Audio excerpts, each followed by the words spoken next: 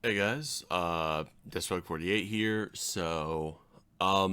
Yeah, I am literally just going to be ranking sets today. The criteria is going to be a little not set in stone. Some of these have like big nostalgia factors. Some of these just had really fun formats.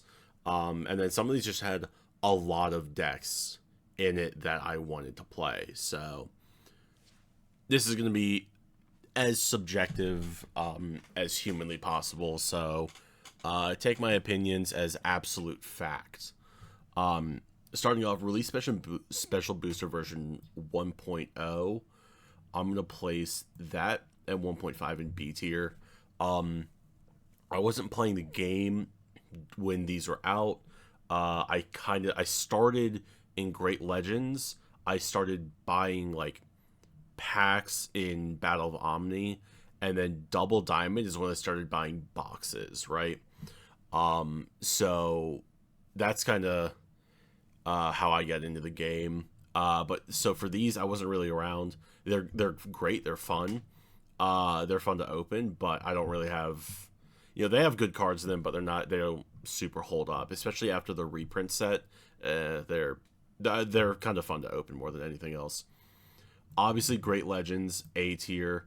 Um, it literally, because of me getting into the game in this set, I think it was a perfect time. Digimon was new enough and slow enough that it was easy to learn. And then like I just kind of learned the game as it's progressed and grown a bit. So huge fan of this set. Always, I will never turn down opening some Great Legends. Uh, Battle of Omni, A tier. This was just a fun set. I got a lot of packs for this.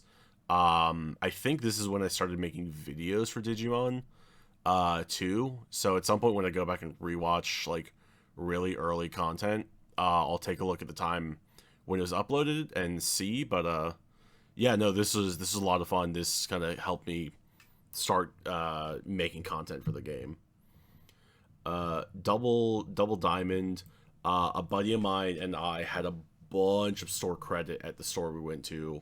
I had it all from Yu-Gi-Oh locals, so and he had it from like Magic the Gathering locals, and we literally sat there. We would go through a box of Digimon, trade in anything we didn't want, and then get like two more boxes. I think the both of us went through like over a case. I think we went through like 13 or 14 boxes. We each pulled like a playset and a half of Beal Starmon, and we were both like, this, looks good, but, or like, it's a nice card, but we just kept trading that one in. And when the locals rolled around that week, a bunch of people came in and were like, hey, we heard you guys open. Did you guys pull Beal Starmon? And we were like, yeah, we pulled like 30 combined. And they were like, oh my god, I'll pay you for this card. And at that point, like the Digimon locals wasn't like we were just giving each other cards. Like no one was buying or selling cards off of each other. But they're like, I'll fucking pay you for this. And we were like, oh shit, is that supposed to be good? It was so funny. Like my friend went through that set and built Eosmon. I just continued with this Lilithmon purple pile deck. Um, and then I ended up building Hexablow, which I still have. But this was a fun set. Classic collection. I'm gonna go high B tier. I This is really just nostalgia. There's a couple. I can name like three good cards in this set. That four: the Agumon, the Gabumon, Machine Dramon, and the Purple Lady Devamon are all cards I've gotten use out of. The Lady Devamon I used to use in Beelzemon builds. This is just a nice set. It's so cheap now too, which is nice. Very fun. I'm gonna put Next Adventure. I'm gonna put Next Adventure in D tier. I hated hybrids. I think hybrids are the most boring ass deck to play against. Blue hybrid and yellow hybrid specifically were not fun. But I also like was focusing on college while this was out, so like I wasn't really playing in this format. I think the only thing in this set that I care about is Lucamon Chaos mode and then the Eismon stuff. But I'm going to give BT7 just a solid D tier. S tier for BT8. This came out on the day that the Mastermon structure deck came out. And obviously, as a Mastermon player, I loved that. Ophanamon Fall On mode, Flame Hell Scythe, just those two alone. This set was so awesome for me. But this was when I started getting back into it. I started going to locals at my college city, so tons of fun in this format. I absolutely love this set. Same EX2, going to that same locals. This is when I started on Beelzemon, and oh my gosh, dude. This set treated me so right. I would go through a box, and I would pull like an Alt Art Beelzemon or Alt Art Blast mode. I'd go to locals next day and be like, hey, I want to... Here's an Alt Art Blast mode. Can I just get a regular Blast mode? Because I like keeping everything the same rarity. And like the locals I had was just the most wonderful people. I'm still friends with them. They're all just incredible. They're so cool. And this is gonna be the first time where like I genuinely hope they find this video to know how appreciative of them I truly am, and I can't stress that enough. But it was in EX2 that they like helped me build Beelzemon and also helped me build D-Reaper, which not great. That deck was awful during this format. I digress though. I love EX2.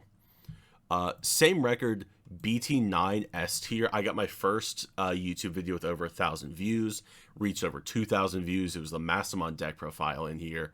We got the Meikumon, Maycrackmon Vicious Mode. We got Reguelmon, which is super neat. We got Ordinamon. This set was a ton of fun. Melga X from this kind of sucked to play against. I faced full power Melga X, I think one time total, and that was enough. I was like, oh, fuck that. But I love that set. I had a ton of fun. Still so hyped that I got my first 2K views video during this. But that's kind of a big reason why I like the set, not gonna lie. Also, Death X. Death X is in there. Cross Encounter. B tier. Blue Flares in here. We got some good Dark Knightmon stuff. Of course, there's Bloom Lordmon is in here. But Crossheart during this format, before the ban list came to effect, was awful. Crossheart was so not worth it. That deck at full power was miserable to play against. Although now, if you played full power Crossheart now, I think the meta would just mollywop it. I think there would be absolutely no shot it's good again. That being said, keep Cross 4 at 1, keep Sunrise Buster at 1. Because now Sunrise Buster is in Shine Gray, and that's not a good spot for it to be. Draconic Roar, I'm actually going to put low A tier. I bought so much of this set, and I'm not sick of it. I like 4 Great Dragons. There's Chaos Dramon stuff in here. There's Commandramon Digipolice.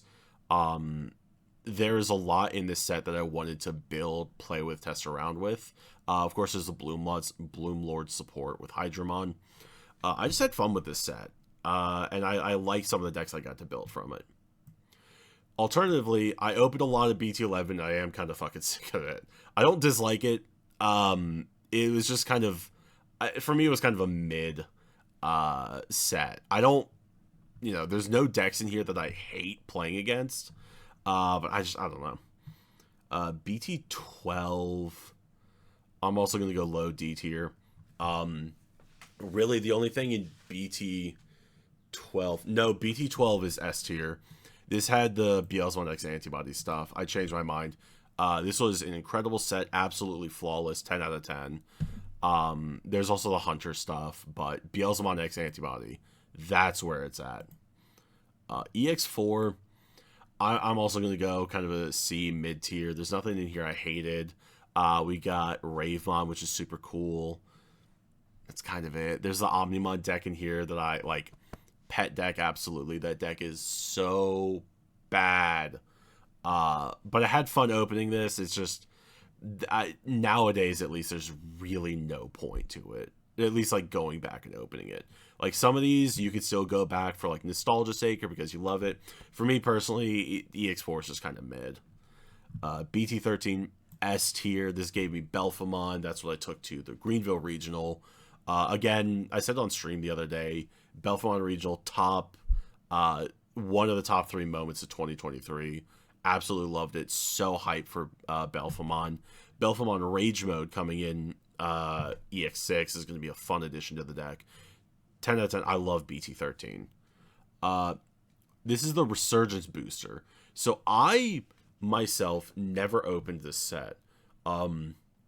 This came out at a time when I wasn't really in a position to buy product. I was really more buying singles, if anything. So I have no experience with the deck or with the set. That being said, the reprints in here are great. When we get here in progression, if we do include this set, it'll give us the memory boosts, which is going to make progression really interesting. But I'm going to place this in C tier just because I've never opened it myself. I have no experience with it. Blast Ace gave us Vaccine. I'm going to put it high D tier. I've been having a lot of fun with the Vaccine and Fenrir. Oh, Fenrir is in here. Low A tier. I've been having a lot of fun with Vaccine and Fenrir. There's not much else in the set I'm super hyped for. And then it's too recent for me to have any sort of nostalgia for it. I just enjoy the decks I play out of here. Animal Coliseum, but this is coming out. This is being recorded and coming out before the ban list comes into effect. Actually, no, I'm going to put it like mid A tier.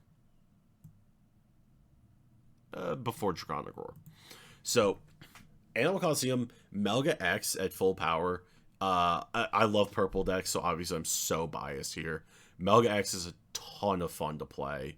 It's miserable to play against, I understand that, but as of right now, no one's using the deck against me, so I am absolutely going to be a little hypocritical here, but it's okay because I'm doing it for YouTube content. Yeah, no, I just enjoy the set. Grace Nova is a really fun deck to play against. Melga X is, of course, just built for me. We got Leviamon in here, which, spoiler alert, I think Monday is going to be my updated Belphemon list, and you'll see why the two connect there, if it's not already obvious. I just have fun with the set. I think this is a fun format. It's not super toxic, but it definitely could be healthier, though, I will say that. And then Exceed Apocalypse, BT15. We got Apocalypse for like a couple days. I think it's like 2 weeks. I think I'm going to place this low D tier. Honestly, like, Apocalypse is such a toxic deck. I still enjoy playing it. Obviously, it's a very purple-heavy deck, so I'm, again, biased here. Thank God it's getting nerfed. That deck should not have been as powerful as it was. I think if it lowered the play cost by 2 for every card placed, it would be a lot better. Because then you place 4, lower the play cost by 8. So instead of playing it for 3, you play it for 7, I think. Giving your opponent a lot more memory. I think just giving your opponent that memory and giving them more resource and more means to deal with Apocalypse. Because right now, playing it up Apocalypse for 3 memory, milling your opponent out like that, that's just a little too cheap.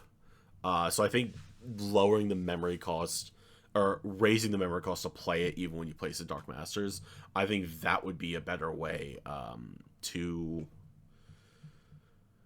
Oh, I don't know what I'm trying to say. But I'm not here to balance a card, so I'm not a TCG designer. But yeah, no, I so far enjoy it. There's a couple decks in here I still want to test out.